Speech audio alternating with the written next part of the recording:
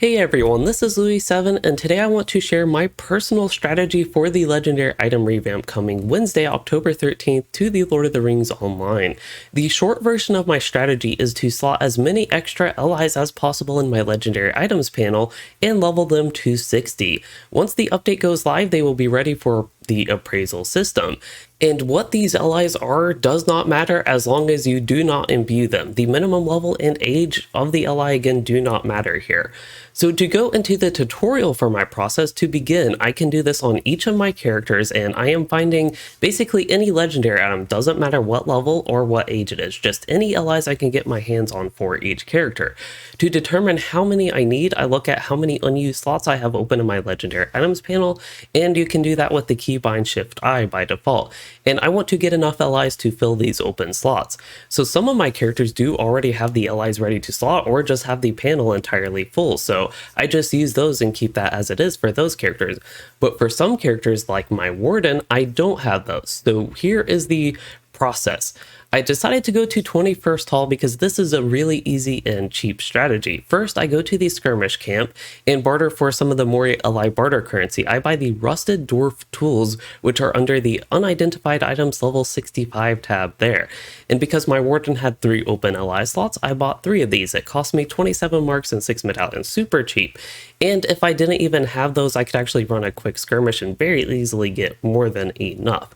So next up, I travel to my class legendary item trader, also in the 21st Hall. From there, I trade for any 3 legendary items. Again, it does not matter which I acquire. These each cost 1 rusted dwarf tool, and as a warden, I of course go to the legendary warden trainer. Now that I have my allies, I go to a Forge Master. There's one in the Crafting Hall of 21st Hall if you want to stay there, but personally I opted to just get out of Moria and I went to Galtrap because it's a convenient location. But any Forge Master works, wherever you want to go. And all I need to do here at the Forge Master is identify the allies and then slot them in my legendary items panel. The goal is to fill out the legendary items panel once again, and with 6 slots unlocked by default and using 1 for my primary weapon, 1 for my class item, and 1 for the bridle, that brings 3 slots used and I end up with 3 open slots on most of my characters, like my Warden here.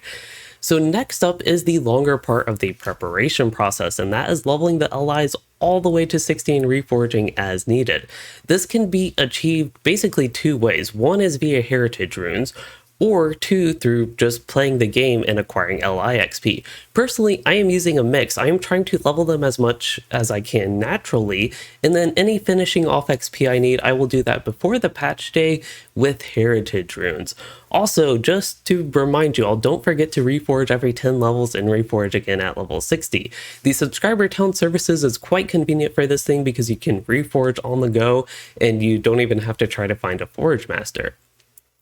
But that is actually the entirety of my preparation process for LIs. And you may be wondering how I came up with this and why I chose this strategy. So essentially, I am going this route to maximize efficiency and go for the highest value for my time and effort spent on preparing these old allies. Essentially, I am really trying to be as lazy as possible and do as little as possible here. So with this, it takes very little work to get some kind of just junk allies and level them to 60, and you get a relatively large appraisal value come patch time for these. Now the appraisal process, that is what is going to be important when the update comes live, because that's how you get the new legendary item currencies from the old system. And the process itself is quite simple. You open the legendary item panel, and on the bottom right corner there's an appraise button which will give you the items for the new system. It doesn't even destroy the old LIs.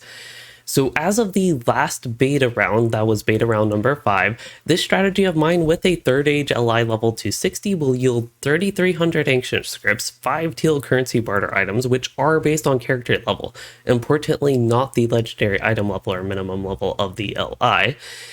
And then I will also get 150 purple enhancement runes and 34 teal enhancement runes, which both are again based on your character's level. So yes, a level 130 can use like level 60 or even below level 60 3rd age allies and get stuff relevant towards them.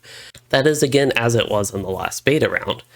And also, while this is my strategy that I am employing and what I am getting out of it, I also understand that some other players may want to invest more time before the patch goes live to take more advantage essentially of the appraisal system.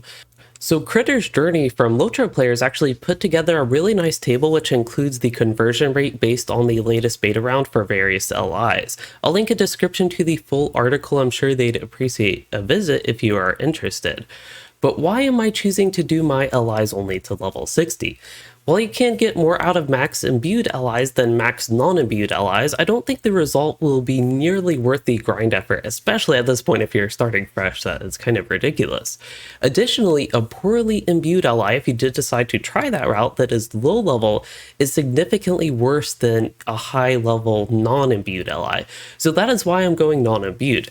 Now for the level I chose, level 60, it is the max level you can get without putting any additional things into your LI. It is fairly easy to get level 60, and level 60 is quite a bit better than lower levels, so it's not really worth just randomly stopping at a lower level. And the minimum level I will say that I'd recommend getting your LI to is level 50, because that seems to be a good starter threshold for more enhancement runes and the teal tracery barter currency. While level 70 is technically better than level 60, that requires a scroll of delving and even more LI XP, which I don't think will be worth the time or effort investing into it. But level 70 compared to level 60 only yields 300 more ancient scripts, 2 more teal tracery currency, and only 16 more teal enhancement runes. To me, that is not going to be enough value for time invested, and that's why I'm just sticking to level 60 here. Now, if you all do wish to invest more time in preparation, I would at most recommend going with Scroll of Delving and leveling your LI to 70, because that is relatively easy compared to like maxing out an imbued LI, which is kind of crazy. But alright, that is it for this strategy and why I chose my personal strategy. Tomorrow I will have a video focusing on the topic of what will happen to your old allies, because it's quite important, but in short here, they will be frozen. So the entire preparation process here needs to be done before update 30.3 goes live this coming Wednesday. You won't be able to get any more progress on your LIs after this update does go live, so just to reiterate, it is important to finish your preparation before this update launches on October 13th. But that is now all I have for this shorter tutorial and video guide. I hope you all enjoyed it and learned something useful, and if you did, please consider liking and subscribing for more, or becoming a channel member to support the content, and thanks for watching everyone.